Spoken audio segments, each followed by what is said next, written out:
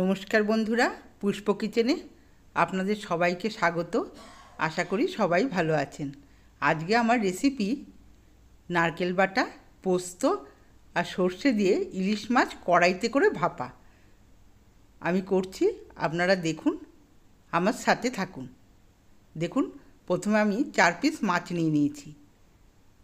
ইলিশ মাছটা একটু ছোট, কিন্তু ইলিশ মাছটা খুব সাদা ছিল আর টেস্টও হবে।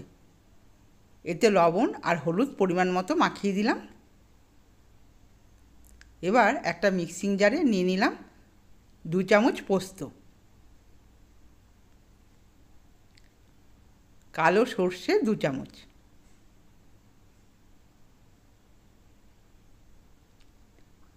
পরিমাণ মতো কাঁচা লঙ্কা নিলাম। কাঁচা লঙ্কাগুলো একটু ভেঙে দিচ্ছি, দিয়ে আমি একটা ভালো করে ফাইন পেস্ট করে নেব। সামান্য লবণ দিয়ে দিলাম আর 1 চামচ জিরের গুঁড়ো।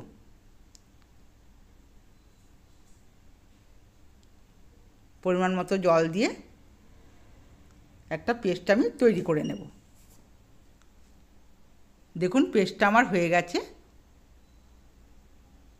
একটা বলে আমি নিয়ে নিলাম।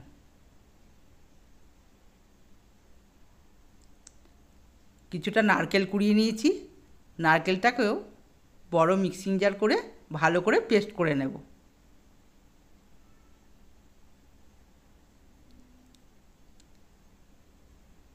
নারকেলটা পেস্ট করে নিলাম, ঢেলে নিচ্ছি।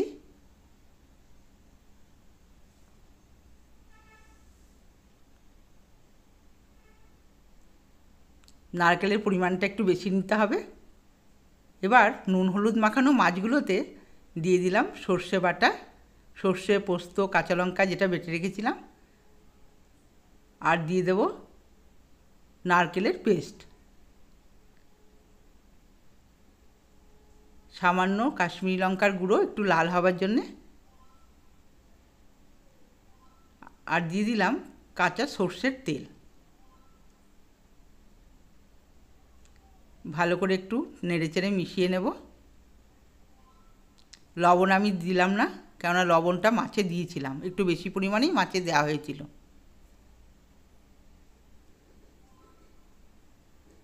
সামান্য মিষ্টি দিয়ে দিলাম, চিনি, নারকেলের মাছে একটু চিনি দিলে ভালো লাগে, আর চেরা কাঁচা লঙ্কা, আর মিক্সিংয়ের বাটিটা ধোয়া জল খানিকটা দিয়ে ভালো করে আমি গুলিয়ে নেব। এবার কড়াইতে দিয়ে দিলাম পরিমাণ মতো সর্ষের তেল, 4টি কালো জিরে। মেখে রাখা মাছটাকে আমি দিয়ে দেব।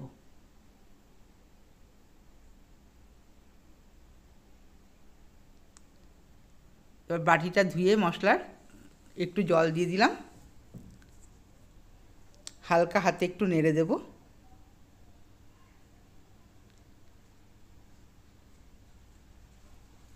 আর একটু জল আমি দিয়ে দিলাম, মাছটা একটু সেদ্ধ হবে। আর গ্যাসের স্টিমটা একদম লোতে রেখে দিয়েছি।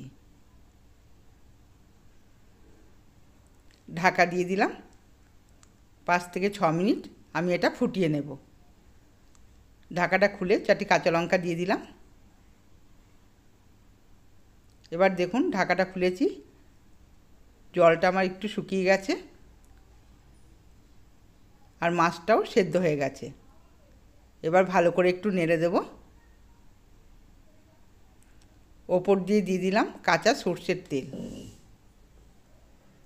ভাপা মাছে কাঁচা সর্ষের তেল দিলে খুব সুন্দর লাগে, গন্ধটা খুব ভালো হয়। দেখুন, নেড়েচেড়ে হয়ে গেল আমার ইলিশ মাছ ভাপা কড়াইতে। আমরা অনেকেই টিফিন কারি করে দিই, কিন্তু কড়াইতে করে খেয়ে দেখবেন, খুব ভালো লাগে। এবার আমি একটা প্লেটে তুলে নিচ্ছি। বন্ধুরা, আমার রেসিপিগুলো যদি ভালো লেগে থাকে সাবস্ক্রাইব করবেন, লাইক করবেন, আর কমেন্টসে জানাবেন আপনাদের কেমন লাগলো। দেখুন, মাছ আমার রেডি হয়ে গেছে। আজকের মতো ভিডিওটা আমি এখানেই শেষ করছি। আপনারা সবাই ভালো থাকবেন, সুস্থ থাকবেন। ধন্যবাদ।